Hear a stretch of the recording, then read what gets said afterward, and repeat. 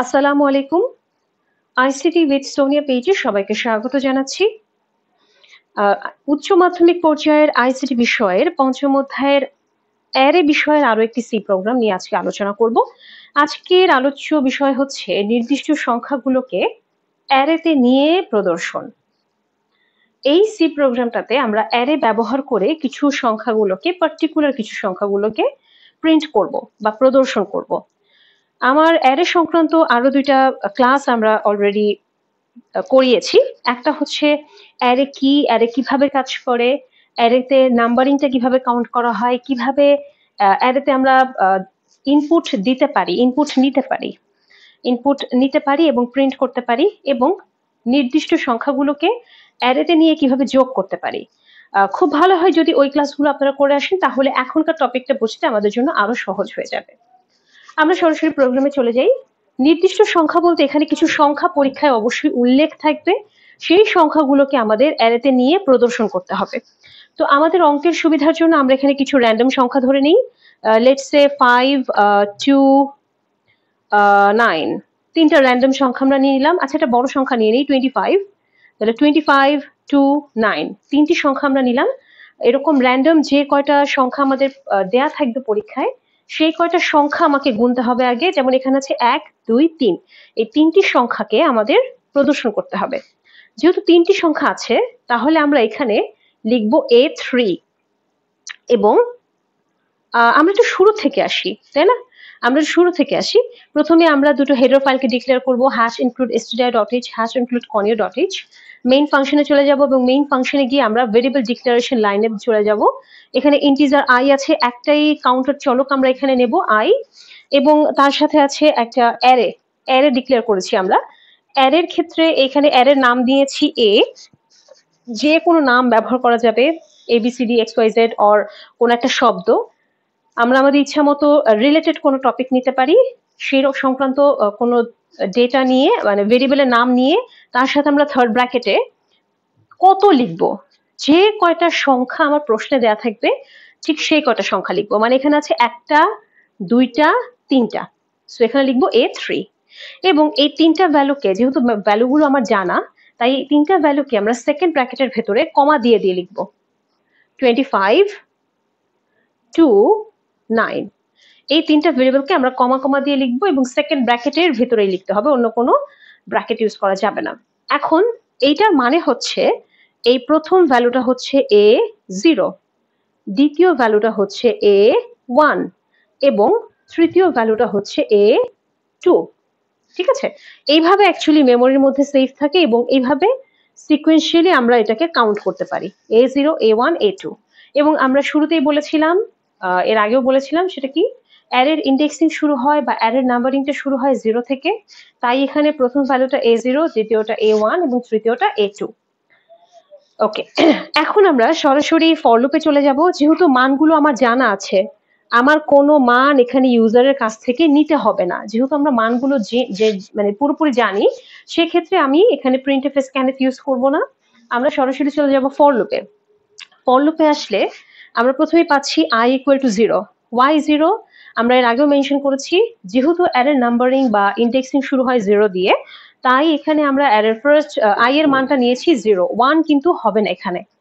যেহেতু অ্যারের ইন্ডেক্সিং শুরু হয় 0 দিয়ে, তাই i এর মান 0।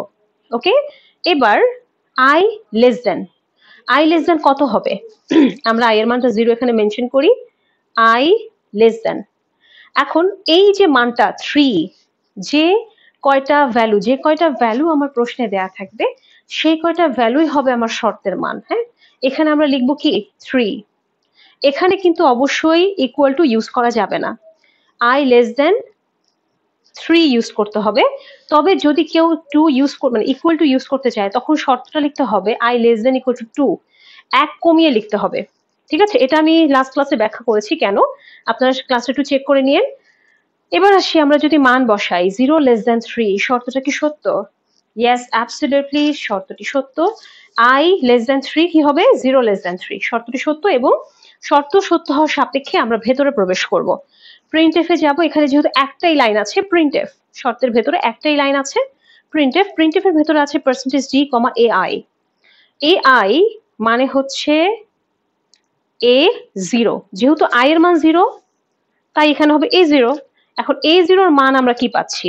A0 এর মান আমরা পাচ্ছি 25। সো এরকম একটা রেজাল্টের ঘর আসবে এবং প্রথমেই প্রিন্ট হবে 25।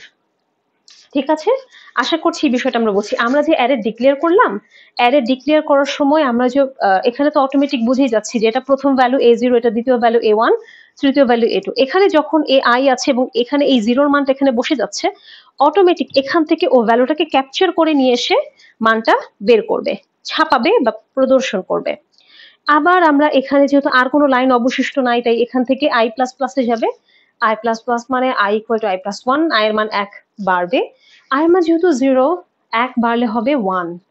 I এর মান 1 হওয়ার সুবাদে আমরা বলতে পারি এখন আবার নতুন করে আমাদের শর্তটা চেক দিতে হবে। 1 < 3 শর্তটা কি সত্য?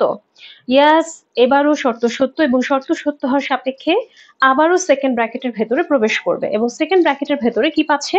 printf %ai আবারও।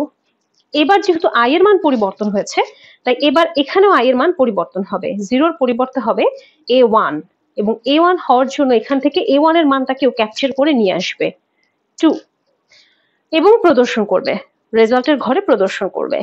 আবারও I এর মান 1 বাড়িয়ে দেব আমরা। I এর মান 1 বাড়িয়ে দিলে এবার আমরা পাবো 2। কেন? 1 ছিল, 1 এর সাথে 1 যোগ করলে 2 এবং আবারও নতুন করে আমরা শর্ত চেক দেব। 1 এর পরিবর্তে এখন হবে 2 এবং 2 < 3 মানে শর্ত কি সত্য? 2 অবশ্যই 3 এর থেকে ছোট এবং শর্ত সত্য হওয়ার সাপেক্ষে ভেতরে প্রবেশ করবে এবং ফলাফল কি? printf %d, ai। এখানে I এর ঘরে আবারও হবে A2, 1 এর পরিবর্তে হবে A2 এবং আমরা এখান থেকে A2 এর মানটা ক্যাপচার করব। A2 এর মানটা আছে 9, সো এখানে প্রিন্ট হবে 9। সো আমরা তিনটা ভ্যালু কিন্তু প্রিন্ট করে ফেললাম।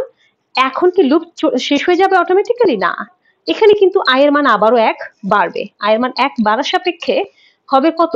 3। এখন আবারও আমরা শর্তে চেক দেব। 3 কি 3 এর থেকে ছোট? নো, 3 3 এর থেকে ছোট হতে পারে না। 3 3 এর সমান। যেহেতু শর্তটা মিথ্যা, তাই সেই সাপেক্ষে আমাদের কি হবে?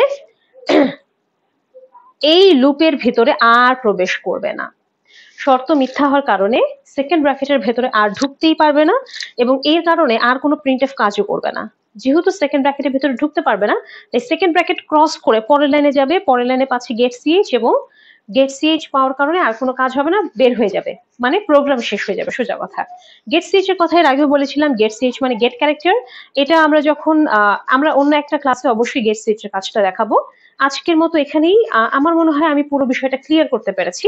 সারসংক্ষেপ যদি আরেকবার বলি, যদি আমাকে অ্যারেতে নিয়ে প্রদর্শন করতে বলে, যোগফল আর প্রদর্শনের মধ্যে বেসিক পার্থক্য শুধু ফর এর ভেতরে।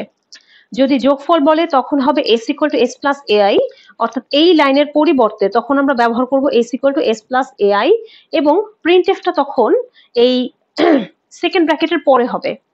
প্রিন্টএফটা তখন সেকেন্ড ব্র্যাকেটের পরে হবে। এটা ছাড়া আর কোনো পার্থক্য নাই, ঠিক আছে? তখন আমরা প্রিন্টএফটা এখানে লিখবো এবং প্রিন্টএফে তখন কি হবে? s এর মানটা প্রিন্ট করব, যেটা আমি লাস্ট ক্লাসে দেখিয়েছি। আর যদি প্রদর্শন আসে তখন s এর কোনো কাজ নাই, তখন সরাসরি পরের ভেতরে হবে কেবলমাত্র প্রিন্টএফ এবং অবশ্যই ai। শুধু i লিখলে কিন্তু কাজ হবে না। ai যেহেতু আমরা এখানে অ্যারে ব্যবহার করেছি, তাই অ্যারেটাকে আমার অবশ্যই ডিক্লেয়ার করতে হবে। অ্যারের নামটা অবশ্যই আমাকে এখানে ডিক্লেয়ার করতে হবে। তো আশা করছি আপাতত এই সমস্যাটা আমি ক্লিয়ার করতে পেরেছি। তারপরেও কোনো প্রশ্ন থেকে থাকলে অবশ্যই কমেন্ট সেকশনে জানাবেন, আমি চেষ্টা করব উত্তর দেওয়ার জন্য। ভালো থাকবেন সবাই, ধন্যবাদ, আসসালামু আলাইকুম।